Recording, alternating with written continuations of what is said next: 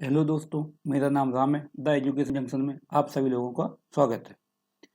आज हम लोग मानव संसाधन का विकास पढ़ेंगे। पिछले लेक्चर में हम लोगों ने जनसंख्या, मध्य प्रदेश की जनसंख्या के बारे में पढ़ा था। आज उसी लेक्चर को हम कंटिन्यू करते हुए उसी टॉपिक को, तो हम लोग मानव संसाधन का विकास देखते हैं। मानव संसाधन का विकास मानव संसाधन का विकास दो तरीकों से समझेंगे। अपन तरीकों से मानव संसाधन में जो शारीरिक विकास हो गया, अपना मानसिक विकास हो गया, सभी चीज़ें आती हैं। शिक्षा हो गई, स्वास्थ्य हो गया, ठीक है, कौशल हो गया। तो अपन इसको दो तरीके से बांटते हैं। पहले तो कौन सा, एक शारीरिक विकास। शारीरिक विकास में कौन सा आएगा? अपना स्वास्थ्य, अपनी कार्यदक्षता कैसी रहना चाहिए। अगर स्वास्थ्य सही होगा तो कार्यदक्षता अच्छी होगी, कार्यदक्षता अच्छी होगी तो उस हिसाब से अपन कार्य भी कर पाएंगे और अपनी आय भी उसी हिसाब से होगी, ठीक है। दूसरी जो है वो मानसिक विकास। मानसिक विकास में आता है शिक्षा एवं कौशल। याद रखना अपन को, मानसिक जो विकास है उसमें कौन कौन आएगा? शिक्षा एवं कौशल, ठीक है। अब शिक्षा में क्या है, शिक्षा का मतलब क्या है, ये समझते हैं। शिक्षा का मतलब है ज्ञान, सदाचार, उचित आचरण, तकनीकी शिक्षा, तकनीकी दक्षता, विद्या आदि को प्राप्त करने की प्रक्रिया को अपन शिक्षा कहते हैं। क्या है? शिक्षा का मतलब है ज्ञान, सदाचार, उचित आचरण, तकनीकी शिक्षा तथा तकनीकी दक्षता, विद्या आदि को प्राप्त करने की प्रक्रिया को शिक्षा कहते हैं। तो ये अपन को याद होना चाहिए। अब इसके बारे में पढ़ते, मध्य प्रदेश में शिक्षा का कितनी परसेंट है, महिला की कितनी है, पुरुषों की कितनी है, साक्षरता है कितनी, कौन होगा इसमें, ये सभी चीज़ें समझेंगे। साक्षरता दर, तो साक्षरता दर से तात्पर्य क्या है, इसका अभिप्राय क्या है? तो 7 वर्ष, एक 7 वर्ष या उससे अधिक की आयु की कुल जनसंख्या में साक्षरों की प्रतिशत जनसंख्या को साक्षरता दर कहते हैं। किसको बोलते हैं? 7 वर्ष या उससे अधिक की आयु की कुल जनसंख्या में साक्षरों की प्रतिशत जनसंख्या को साक्षरता दर कहते हैं। 2011 की जनगणना के अनुसार मध्य प्रदेश की साक्षरता दर कितनी है? 69.32। याद रखना, ये पूछी जाती है कि 2011 की जनगणना के अनुसार मध्य प्रदेश की साक्षरता दर कितनी है, तब हमें याद रहना चाहिए 69.32। इससे पहले जो थी वो 63% लगभग थी 2001 की जनगणना के अनुसार, ठीक है। तो अपन इसको बांटते हैं पुरुष साक्षरता दर और महिला साक्षरता दर।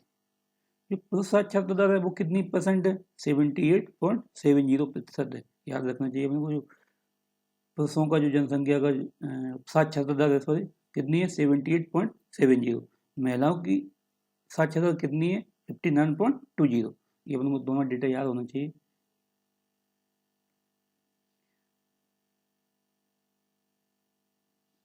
सर्वाधिक साक्षर जिले कौन कौन से हैं और न्यूनतम साक्षर जिले कौन से हैं? कौन से? सर्वाधिक साक्षर जिले और न्यूनतम साक्षर जिले कौन से हैं, इनको समझेंगे। जो सर्वाधिक साक्षर जिले हैं, अब लोगों को 3 जिले पढ़ने हैं। 3 जिलों के अंतर्गत ही इधर पूछ लेता, क्रम से पूछ लेता कि जमाइए, तो उनको 3 जिले याद होने चाहिए। सबसे ज़्यादा साक्षर जिला कौन सा, याद होना चाहिए। याद भी होगा वैसे आप सभी लोगों को। 81.1% कहाँ पे? जबलपुर की जबलपुर में जो साक्षर जिले, कितनी है साक्षरता जबलपुर जिले में? 81.1%। इंदौर में कितनी है? दूसरे नंबर पे जो इंदौर बना हुआ है प्रदेश में, 80.9%। तीसरा जो भोपाल है वो कितना है? 80.40%। तुमको याद रहना चाहिए, पहला कौन सा? जबलपुर है, दूसरा इंदौर है, तीसरा भोपाल है। इनको क्रम से भी जमा के आ सकता है कि बढ़ती क्रम में लिखिए, तो बढ़ती क्रम में जैसे ही लिखोगे सबसे पहले भोपाल आएगा, फिर इंदौर आएगा, फिर जबलपुर आएगा। और घटते क्रम में लिखना हो, अगर पूछता है कि घटते क्रम में लिखिए, तो अपन को याद रहना चाहिए जबलपुर, इंदौर, भोपाल, ये 3 चीज़ें हैं। अब देखते हैं न्यूनतम साक्षर जिले कौन से हैं। सबसे पहले अलीराजपुर देखेंगे, कितना? 36.01%। सबसे न्यूनतम साक्षरता वाला जिला कौन सा है? अलीराजपुर है। कितनी है? 36.01%। दूसरा जो है वो कौन सा है? झाबुआ है। कितनी है? 40.3%। याद रखना अपने को, ये सबसे ज़्यादा जहाँ जनसंख्या पाई जाती है जनजातीय की, भीलों की, ठीक है, वहीं इनकी वो है, साक्षरता कम है। तो इससे मतलब लगा सकते हैं कि जनजातीय क्षेत्र में, जनजातीय क्षेत्र है वहाँ साक्षरता दर बहुत कम है, निम्न है। बड़वानी यहाँ भी जनजाति बाहुल क्षेत्र है, यहाँ भी कितनी है? तीसरे नंबर पर न्यूनतम साक्षर बना हुआ है साक्षरता के स्तर दर से, कितनी? 49.1% है। तो याद रखना है अपन को, अलीराजपुर, दूसरा झाबुआ और तीसरा बड़वानी, ये न्यूनतम साक्षर जिले में आते हैं।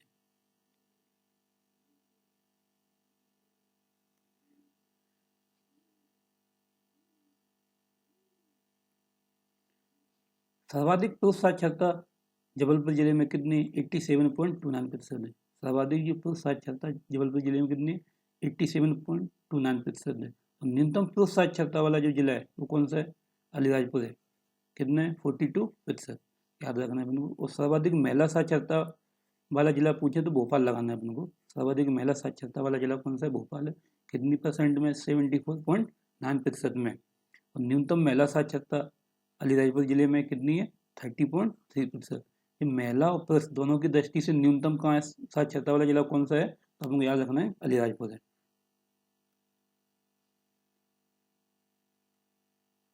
राज्य शिक्षा के क्षेत्र में 3 प्रमुख विभागों के माध्यम से कार्य करता है। अपना जो राज्य शिक्षा क्षेत्र है अपने राज्य में जो शिक्षा के क्षेत्र है उसमें कौन 3 प्रमुख विभागों के माध्यम से कार्य करता है। 3 प्रमुख विभाग हैं, कौन कौन से, एक स्कूल शिक्षा विभाग है, दूसरा उच्च शिक्षा विभाग है, तीसरा तकनीकी शिक्षा है। अपन को याद रखना चाहिए कौन कौन से, एक स्कूल शिक्षा विभाग है, दूसरा उच्च शिक्षा विभाग है, तीसरा तकनीकी शिक्षा विभाग है। जब स्कूली शिक्षा की बात करेंगे तो 1 से लेके 12 तक की, 1 से लेकर 12 तक की शिक्षा इसमें शामिल किया जाता है। हाँ, 1 से 12 की शिक्षा शामिल किया जाता है। उच्च शिक्षा की बात करेंगे तो ये कॉलेज वाली ग्रेजुएट हो गए, पोस्ट ग्रेजुएट हो गए, 12th के बाद। 12th के बाद की जो शिक्षा है वो इसमें आएगी उच्च शिक्षा में। और तकनीकी शिक्षा में ओनली जैसे इंजीनियरिंग करना है, IIT करना है, ITI करना है, ये सब चीज़ें अपनी तकनीकी शिक्षा में जाएंगी। ठीक है, तो अपन को पहले देखना है स्कूल शिक्षा विभाग वाली शिक्षा देखेंगे। स्कूल शिक्षा देखते हैं अपन। प्राथमिक से उच्च माध्यमिक शिक्षा के लिए उत्तरदायी है। कहाँ से, जब अपन पढ़ाई स्टार्ट करते हैं प्राथमिक, तो प्राथमिक शिक्षा के अंतर्गत दिया जाता है प्राथमिक से उच्च माध्यमिक शिक्षा के लिए उत्तरदायी है। ये युवाओं के व्यक्तित्व का बहुआयामी विकास करना है। मतलब अपने जो किसी व्यक्ति का अगर उनकी कौशल विकास करना है, बुद्धि बढ़ाना है, विकास करना है, बुद्धि का विकास कैसे होगा, तो उनको एक उच्च शिक्षा के माध्यम से किया जाता है। युवाओं के व्यक्तित्व का बहुआयामी विकास करना है। तीसरा जो तकनीकी शिक्षा आता है अपना, इसके अंदर कौशल विकास और रोजगार विभाग, कौशल विकास रोजगार विभाग के अंतर्गत शिक्षा आती है। जैसे युवाओं को सक्षम कार्यबल बनाने के लिए सभी तकनीकी व्यावसायिक शिक्षा एवं कौशल विकास पर कार्य करना। इसके अंतर्गत अपने मैंने बता दिया है कि इंजीनियरिंग शिक्षा दी जाती है, या फिर बोल दो व्यावसायिक शिक्षा में IIM आ जाएंगे, IIT वाले कॉलेज इसमें आई गए, ये सभी चीज़ें आती हैं। ITI वाला भी डिप्लोमा जो होता है PPT वो भी इसी के अंतर्गत आएगा।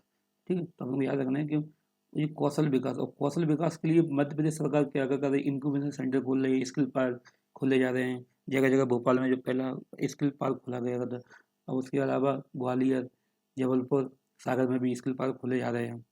ठीक है, तो इनको देखेंगे। इसका तकनीकी शिक्षा का उद्देश्य ये है, सीधे सीधे उद्देश्य है कि तकनीकी मतलब प्रौद्योगिकी से संबंधित ज्ञान उपलब्ध कराना उनको। ठीक है, तकनीक शिक्षा मतलब जो तकनीकी अपने दे रहे हैं उनको तकनीक सिखा रहे हैं, उनसे ज्ञान हो, जिससे कि वो अन्य क्षेत्रों में भी रोजगार की अवसर देख सकें।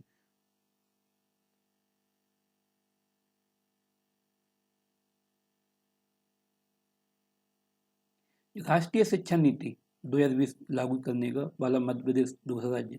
ये राष्ट्रीय शिक्षा नीति है 2020 में अपने यहाँ कौन की, कस्तूरी रंगन की अध्यक्ष में, याद रखना अपन को।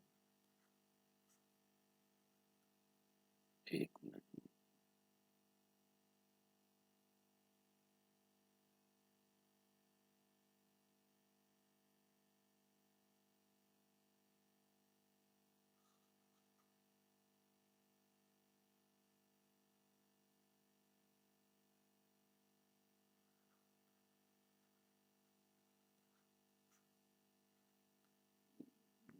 एक फैल क्यों रहा है, एक मिनट रुको।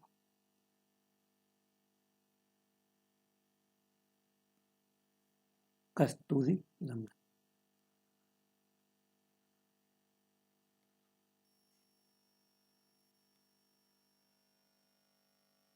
कस्तूरी रंगन की अध्यक्षता में ये शिक्षा नीति आई है। नहीं पूछ लेंगे किसकी अध्यक्षता में आई, तो उनको याद रखना कस्तूरी रंगन की अध्यक्षता में आई है। ठीक है, कब की 2020 में लागू करने वाला मध्य प्रदेश का कौन सा राज्य, दूसरा राज्य। ये इंपॉर्टेंट है, कौन सा नंबर का राज्य, दूसरा राज्य। कब आई थी 2020 में, किसकी अध्यक्षता में, कस्तूरी रंगन की अध्यक्षता। लिखने पर नहीं मेरे बोल रहा हूँ, शब्दों पर ध्यान दें। मध्य प्रदेश प्राथमिक कक्षाओं की शैक्षिक उपलब्धियों में पूरे देश में 5वें स्थान पर है, याद रखना अपन को। जो मध्य प्रदेश प्राथमिक कक्षाओं की शैक्षिक उपलब्धियों में पूरे देश में मध्य प्रदेश कौन से स्थान पर है, 5वें स्थान पर है। UDISE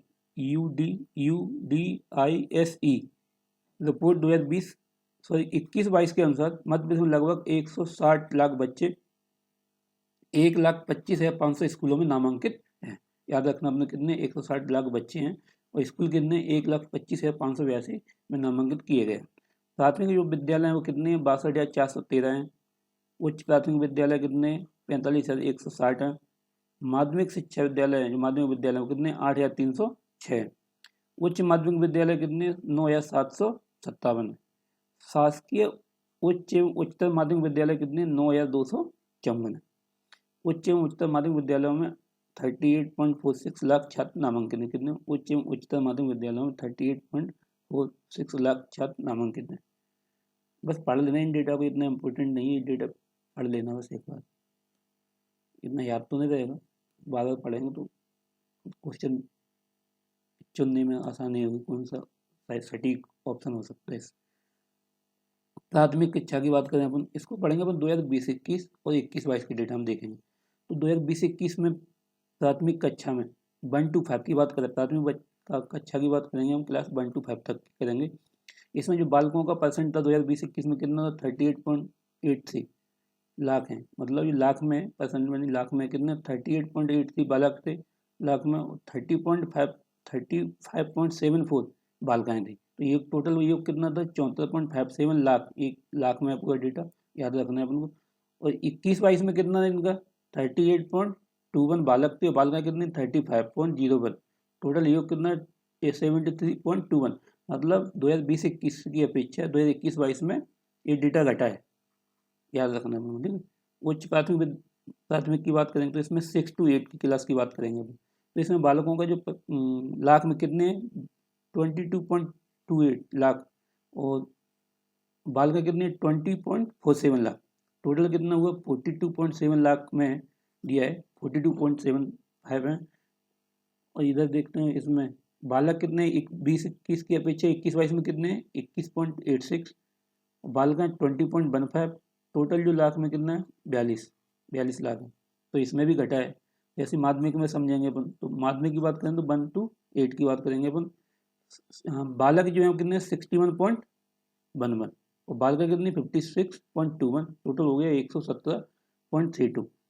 इसकी अपेक्षा 21-22 में देखेंगे अपन कितना है 60.06 बालक हैं और बालिकाएं कितनी 55.15 और योग टोटल कितना है 115.21।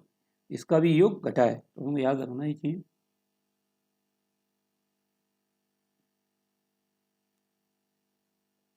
प्रदेश में 370 सीएम राइज स्कूलों का संचालन प्रारंभ हो चुका है। कितने 370 सीएम राइज स्कूलों का संचालन प्रारंभ हो चुका है।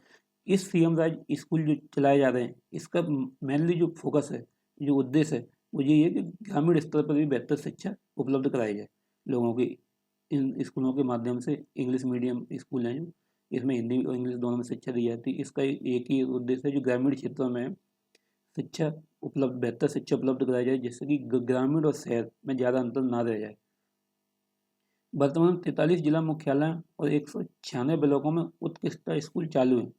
कौन से एक्सीलेंस स्कूल के नाम से जाने जाते हैं जो उत्कृष्टता स्कूल चालू हैं 43 जिला मुख्यालय और 196 ब्लॉकों में। भारत सरकार ने शैक्षिक रूप से पिछड़े ब्लॉकों में 201 मॉडल स्कूल स्थापित करने के लिए, कितने 201 मॉडल स्कूल स्थापित करने के लिए वर्ष 2011-12 में एक केंद्र प्रायोजित योजना शुरू की थी। कब की थी 2011-12 में एक केंद्र प्रायोजित योजना शुरू की गई थी के लिए 201 मॉडल स्कूल स्थापित करने के लिए। मध्य प्रदेश में 207 आवासीय कस्तूरबा गांधी कन्या विद्यालय और अतिरिक्त 324 कन्या छात्रावास स्थापित किए गए हैं, जिनमें 56,000 लड़कियों को लाभान्वित किया जाता है। याद रखना 56,000 लड़कियों को लाभान्वित किया जाता है। इसके लिए बजट कितना रखा है 2022-23 के जो बजट आया था उसमें शिक्षा के लिए बजट कितना दिया गया था 38,375 करोड़ रुपए का प्रावधान किया गया था बजट में। याद रखना 2022-23 के बजट में शिक्षा के लिए कितना 38,375 करोड़ रुपए का प्रावधान किया गया था। शिक्षा से संबंधित प्रमुख मंडल, ठीक है, इनको भी याद रखना। ये तो वैसे पूछे जाते हैं अपन जब संस्कृत पढ़ते हैं, मध्य में उसमें भी पढ़ते हैं इसको। इस शिक्षा से संबंधित जो भी है तो अपन शिक्षा में पढ़ लेंगे। मध्य प्रदेश पाठ्य पुस्तक निगम कहाँ है, इसका मुख्यालय भोपाल में। ठीक है। इस स्थापना कब हुई थी? 1968। याद रखना मेरे को, इसकी स्थापना है वो 1968 में 1968 में हुई थी। और मध्य प्रदेश हिंदी ग्रंथ अकेडमी की स्थापना कब हुई? भोपाल में। इसका भी मुख्यालय भोपाल में, स्थापना 1969 में। तो अपन को ये इंपॉर्टेंट फैक्ट है, इनको याद रखना पड़ेगा अपन को। मध्य प्रदेश माध्यमिक शिक्षा मंडल भोपाल में, इसकी स्थापना कब हुई? 1965 में हुई। राज्य शैक्षिक अनुसंधान एवं प्रशिक्षण परिषद है, कौन सी? राज्य शैक्षिक अनुसंधान एवं प्रशिक्षण परिषद भोपाल में, इसकी स्थापना कब हुई? 1982 में। तो ये अपन को याद रखना है इनकी। राज्य में कुल 74 विश्वविद्यालय हैं। अपने प्रदेश में कितने? मध्य प्रदेश में कुल 74 विश्वविद्यालय हैं। इनमें निजी सार्वजनिक सभी शामिल किए जाएंगे इसमें। ठीक, मेडिकल के भी होंगे, कृषि के भी होंगे, इंजीनियरिंग के भी होंगे, सभी यूनिवर्सिटीज में होंगे। अब देखते हैं जिनमें 22 राज्य सार्वजनिक विद्यालय, मतलब जो सरकारी विश्वविद्यालय कितने? टोटल 22 हैं। याद रखना है जो सरकारी सरकारी यूनिवर्सिटी है वो कितनी? टोटल 22 हैं। और निजी क्षेत्र की कितनी? 39 राज्य निजी विश्वविद्यालय कितने? 39, 39 राज्य निजी विश्वविद्यालय हैं। राष्ट्रीय महत्व के संस्थान जो है वो कितने? 9 राष्ट्रीय महत्व के संस्थान 9 हैं। केंद्रीय विश्वविद्यालय 2 हैं। राज्य मुक्त विश्वविद्यालय 1 है। कितना? राज्य मुक्त विश्वविद्यालय 1 है। और डीम्ड सरकारी विश्वविद्यालय भी 1 है। याद रखना, राज्य मुक्त विश्वविद्यालय 1 है। मुक्त मतलब ओपन स्कूल जो होते हैं, पत्ताचार स्कूल बोलते हैं, यूनिवर्सिटी बोलते हैं। और डीम्ड सरकारी विश्वविद्यालय चंद 1 है। याद रखना मैंने, जो रिपोर्ट है शिक्षा मंत्रालय 2020-21 के अनुसार जो डेटा दिए गए हैं। निजी और सरकारी कॉलेजों में 17,37,685 छात्र नामांकित हैं। निजी और सरकारी कॉलेजों में दोनों टोटल मिला के कितने? 17,37,685 छात्र नामांकित हैं। अखिल भारतीय उच्च शिक्षा सर्वेक्षण रिपोर्ट 2020-21 के अनुसार मध्य प्रदेश में कितने? 2610, मतलब 2610 कॉलेजों और प्रति लाख आबादी पर 29 कॉलेजों के साथ 6वें स्थान पर है। ये रिपोर्ट है उसके अनुसार कितने? मध्य प्रदेश 2610 कॉलेजों, 2610 कॉलेजों और प्रति लाख आबादी पर 29 कॉलेजों के साथ 6वें स्थान पर है। कौन से नंबर पे? अपन 6वें स्थान पर है एमपी अपना। उच्चतम कुल छात्र नामांकन के मामले में मध्य प्रदेश भी शीर्ष 6 राज्यों में है। उच्चतम कुल छात्र नामांकन के मामले में मध्य प्रदेश कौन से नंबर पे? 6वें नंबर पे। याद रखना, मध्य प्रदेश राज्य के लिए प्रति कॉलेज औसत नामांकन 666 है। अपने यहाँ जो प्रति कॉलेज औसत नामांकन कितना? 666, जबकि प्रति कॉलेज राष्ट्रीय औसत नामांकन कितना? 646 है। जबकि प्रति कॉलेज राष्ट्रीय औसत नामांकन 646 है। अपने यहाँ कितना है? याद रखना, 666 है। और केंद्र स्तर पर कितना है? 646 है। बस 2020-21 में मध्य प्रदेश उच्च शिक्षा जो है 18 से 23 वर्ष के लिए शामिल काउंट करेंगे अपन, तो GR है कितना है? 27.1, जबकि भारत के लिए 27.3 है। 2016-17 के आंकड़ों की तुलना में जब प्रदेश का GER कितना? 20.1 रहा, तो उच्च शिक्षा में GER कितना? GER का रुझान बढ़ा है, पहले की अपेक्षा यहाँ वृद्धि हुई है, रुझान बढ़ा है GER। ठीक है।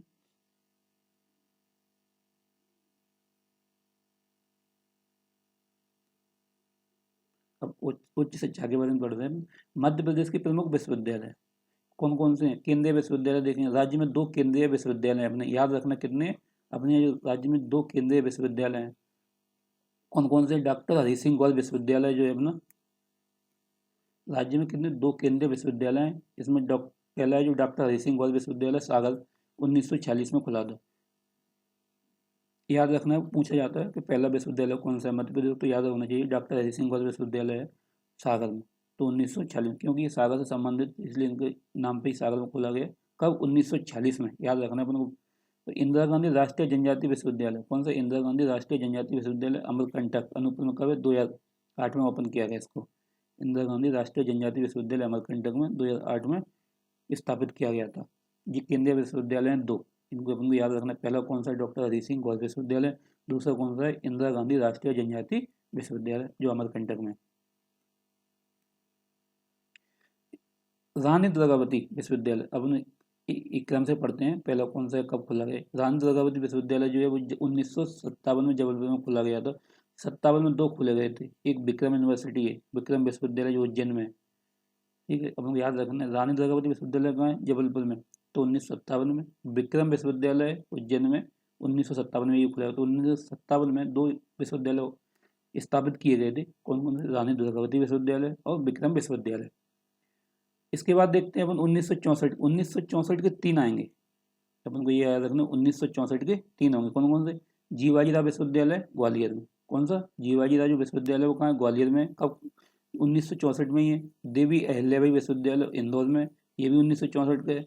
जवाहरलाल नेहरू कृषि विश्वविद्यालय जबलपुर में, ये भी 1964 का। याद रखना 1964 के 3 है, जीवाजीराव विश्वविद्यालय, देवी अहिल्याबाई विश्वविद्यालय और तीसरा कौन सा है? जवाहरलाल नेहरू कृषि विश्वविद्यालय।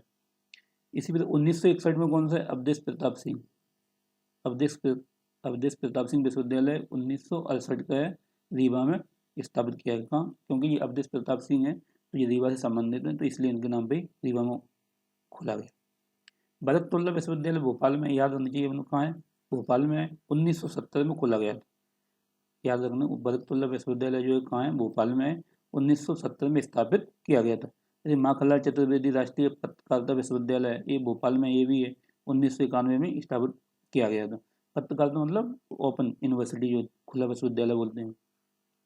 महात्मा गांधी ग्रामोदय विश्वविद्यालय, महात्मा गांधी ग्रामोदय विश्वविद्यालय चित्रकूट में, कहाँ पे? चित्रकूट में, 1991 में खोला गया, स्थापित किया गया। राजा भोज मुक्त विश्वविद्यालय, ये भी भोपाल में, 1991। तो 1991 कितने हो गए? 3। अपन को ये याद रखना है कि 1991 के 3 है। कौन कौन से? माखनलाल चतुर्वेदी राष्ट्रीय पत्रकारिता विश्वविद्यालय, दूसरा जो है वो है महात्मा गांधी ग्रामोदय विश्वविद्यालय, तीसरा है राजा भोज मुक्त विश्वविद्यालय। ये तीनों कब के हैं? 1991 के हैं। इसके बाद है राष्ट्रीय विधि संस्थान, राष्ट्रीय विधि संस्थान विश्वविद्यालय कहाँ है? भोपाल में। याद रखना, वो कब का है? 1997 का है। राष्ट्रीय विधि संस्थान विश्वविद्यालय भोपाल में 1997 का है।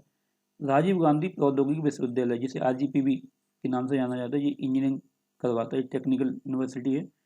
कौन सी? भोपाल में, 2000 में स्थापित किया गया था। राजीव गांधी प्रौद्योगिकी विश्वविद्यालय भोपाल में और 2000 में स्थापित की गई थी। इसके बाद 2008 के 3 है। कौन कौन से पढ़ेंगे अपन? 2008 के 3, मानसिंह तोमर कला एवं संगीत विश्वविद्यालय। मानसिंह तोमर कहाँ से संबंधित है? ग्वालियर से संबंधित है, तो इनके नाम पर ग्वालियर में ही खोला गया, स्थापित किया गया ये कॉलेज, विश्वविद्यालय जो है कहाँ खोला गया? मानसिंह तोमर ग्वालियर में। कब? 2008 में। 2008 के ही पढ़ेंगे, 3 है। महर्षि पाणिनि संस्कृत एवं वैदिक विश्वविद्यालय, इसको भी याद रखा जा सकता है आसान से, क्योंकि महर्षि पाणिनि संस्कृत एवं वैदिक, ये उज्जैन में, जितने भी संस्कृत एवं वैदिक से संबंधित हैं उज्जैन याद रखना है, क्योंकि वहाँ भी अभी भी वैदिक घड़ी लगाई गई है 2008 में। ठीक है, ये भी 2008 का। राजमाता विजयराजे सिंधिया कृषि विश्वविद्यालय, ये कहाँ पे? ग्वालियर में। ये कब? 2008 में खोला गया। तो याद रखना अपन को, क्योंकि 2008 की जो है वो कितने? 3 है। महर्षि पाणिनि संस्कृत एवं वैदिक विश्वविद्यालय, राजमाता विजयराजे सिंधिया कृषि विश्वविद्यालय, और मानसिंह तोमर कला एवं संगीत विश्वविद्यालय, ये 3 2008 के हैं। इसके बाद नानाजी देशमुख पशु चिकित्सा विश्वविद्यालय, नानाजी देशमुख पशु चिकित्सा विश्वविद्यालय कहाँ है? जबलपुर में। ये कब का है? 2009 का है। मध्य प्रदेश आयुर्विज्ञान विश्वविद्यालय, मध्य प्रदेश आयुर्विज्ञान विश्वविद्यालय जबलपुर में स्थित है, 2011 में इसकी स्थापना की गई थी। अटल बिहारी वाजपेयी हिंदी विश्वविद्यालय, कौन सा? अटल बिहारी वाजपेयी हिंदी विश्वविद्यालय भोपाल में, इसको भी 2011 में स्थापित की। 2011 कितने? 2011 के 2 हैं, याद रखना कौन कौन सा है? मध्य प्रदेश आयुर्विज्ञान विश्वविद्यालय जबलपुर, दूसरे अटल बिहारी वाजपेयी हिंदी विश्वविद्यालय भोपाल, 2011 के 2 स्थापित हैं। सांची बौद्ध भारतीय ज्ञान विद्यालय, सांची बौद्ध भारतीय ज्ञान अध्ययन विश्वविद्यालय, ये कहाँ पे है? सांची पे ही होगा। ठीक है, सांची में 2012 में स्थापित किया है, लेकिन इसने कार्य प्रारंभ किया था 2014 से। ठीक है। डॉक्टर अम्बेडकर राष्ट्रीय सामाजिक विज्ञान विश्वविद्यालय मऊ में, इसकी स्थापना कब की थी? 2015। डॉक्टर अम्बेडकर राष्ट्रीय सामाजिक विज्ञान विश्वविद्यालय मऊ में, इसकी स्थापित कब किया गया? 2015 में इसकी स्थापना की गई, तो याद रखना है उनको। महाराजा छत्रसाल बुंदेला विश्वविद्यालय, ये महाराजा छत्रसाल बुंदेला विश्वविद्यालय कब का है? छतरपुर, 2015 में स्थापित किया गया था। पंडित SN शुक्ला विश्वविद्यालय शहडोल में, कौन सा? पंडित SN शुक्ला विश्वविद्यालय शहडोल में 2016 में स्थापित किया गया था। धर्मशास्त्र राष्ट्रीय विधि विश्वविद्यालय जबलपुर में 2018 में स्थापित किया गया, कौन सा? धर्मशास्त्र राष्ट्रीय विधि विश्वविद्यालय। और राजा शंकर साहेब विश्वविद्यालय छिंदवाड़ा में, राजा शंकर साहेब विश्वविद्यालय छिंदवाड़ा में 2019 में स्थापित किया गया। जितनी भी यूनिवर्सिटी आपने पढ़ी स्थापित की गई, उनके लिए एक अधिनियम आया था। कब आया था? मध्य प्रदेश विश्वविद्यालय अधिनियम 1973, ये अपन को याद रखना, ये पूछा जाता है। ये विश्वविद्यालय अधिनियम कब का है? तो मध्य प्रदेश विश्वविद्यालय अधिनियम जो 1973 के तहत प्रदेश में सरकारी विश्वविद्यालय की स्थापना की जाती है।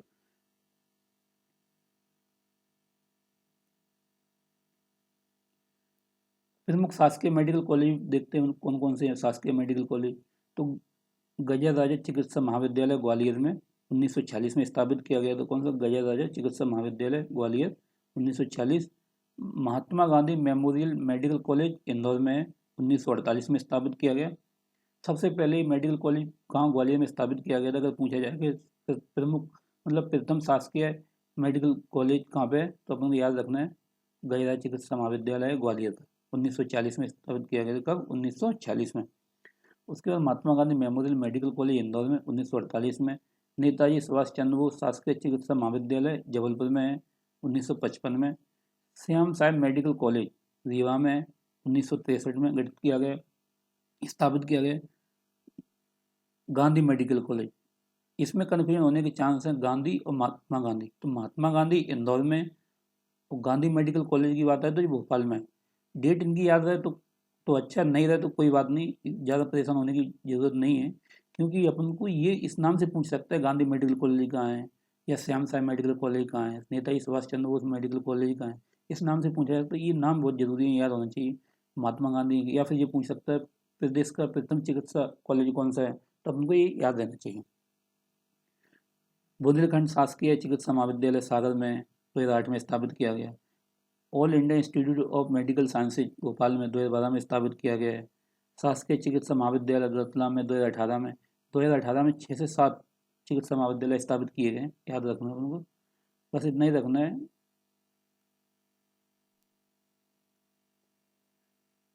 शासकीय चिकित्सा महाविद्यालय खंडवा में 2018 में स्थापित किया गया था। शासकीय चिकित्सा महाविद्यालय छिंदवाड़ा में 2018 में। अटल बिहारी वाजपेयी शासकीय चिकित्सा महाविद्यालय, नाम का जो है किसी के नाम पर अगर रखा है तो उसको याद रखना है अपन को। अटल बिहारी वाजपेयी शासकीय चिकित्सा महाविद्यालय कहाँ पे है? बिरसा में। ये पूछा जा सकता है कि अटल बिहारी वाजपेयी शासकीय चिकित्सा महाविद्यालय कहाँ है? बिरसा में। डेट इनकी नहीं पूछी जाएगी। शासकीय चिकित्सा महाविद्यालय दतिया में 2018 में। शासकीय चिकित्सा महाविद्यालय शहडोल में 2018 में। शासकीय चिकित्सा महाविद्यालय शिवपुरी में 2018 में स्थापित किए गए। कृषि से संबंधित प्रमुख महाविद्यालय देखेंगे तो भगवत राव मंडलोई, ये मंडलोई है, मंडलोई लिख दिया, भगवत राव मंडलोई कृषि महाविद्यालय कहाँ पे? खंडवा में।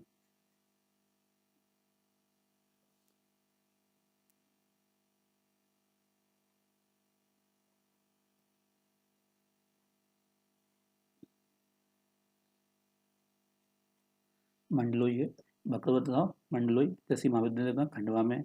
रफ़ी अहमद किदवई महाविद्यालय सीहोर में। उद्यानिकी महाविद्यालय मंदसौर में। कौन सा? उद्यानिकी महाविद्यालय का है? मंदसौर में। कृषि महाविद्यालय इंदौर में।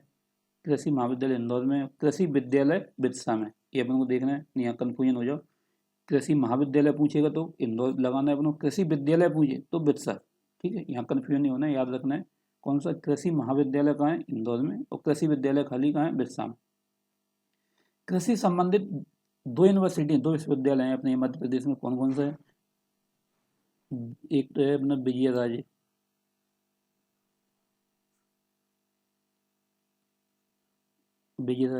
कृषि विश्वविद्यालय।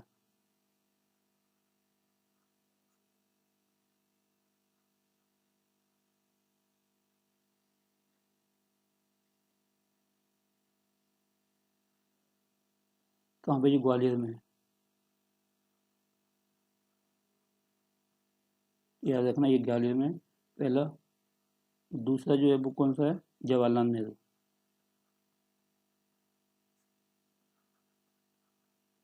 जवाहरलाल नेहरू के नाम से ये कहाँ पे? ये अपना जबलपुर में। ये अपना जबलपुर में जवाहरलाल नेहरू के नाम से। ये 2 यूनिवर्सिटी हैं अपने, 2 विश्वविद्यालय हैं कृषि संबंधित। याद रखना विजयराजे पहला जो जवाहरलाल नेहरू कब 1964 में ओपन किया गया था, और विजयराजे कृषि विश्वविद्यालय कब? 2008 में।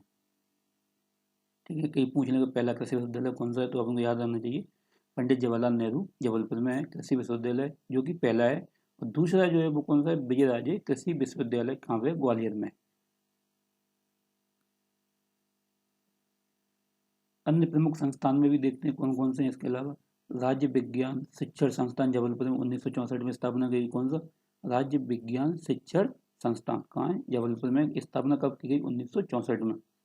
मध्य प्रदेश उच्च शिक्षा अनुदान आयोग, याद रखना है, जो पूछा जाता है, मध्य प्रदेश उच्च शिक्षा अनुदान आयोग कब का है, भोपाल 1973 में स्थापित आया था। अधिनियम कब बना था, सॉरी आयोग कब बना था, 1973 में। मध्य प्रदेश उच्च शिक्षा अनुदान आयोग भोपाल में स्थापित है और बना कब था, 1973 में। राज्य शिक्षण संस्थान भोपाल में 1973 में।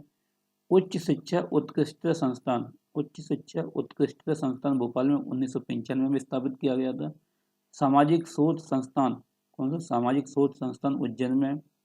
नटनागर, नटनागर शोध संस्थान सीतामऊ मंदसौर में। नटनागर शोध संस्थान सीतामऊ, एक कहाँ पर, ये सीतामऊ मंदसौर, याद रखना अपन को। कस्तूरबा ग्राम रूरल इंस्टीट्यूट इंदौर में, कस्तूरबा ग्राम रूरल इंस्टीट्यूट इंदौर में। आईआईएम इंदौर में, आईआईटी इंदौर में। मात्र भारत का एक ऐसा शहर है जहाँ आईआईएम आईआईटी दोनों हैं, भारत का एकमात्र शहर है अपना इंदौर, जिसमें आईआईएम भी है और आईआईटी है। Indian institute of tourism and hotel management Gwalior में। Indian institute of information technology Gwalior, इसको ट्रिपल आईटीएम के नाम से जाना जाता है।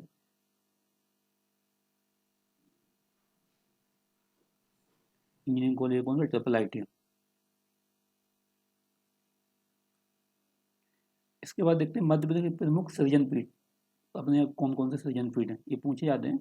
निराला सृजन पीठ कहाँ पे है, बरकतुल्ला विश्वविद्यालय में, भोपाल में जो यूनिवर्सिटी है बरकतुल्ला विश्वविद्यालय, तो वहाँ निराला सृजन पीठ बनी हुई है।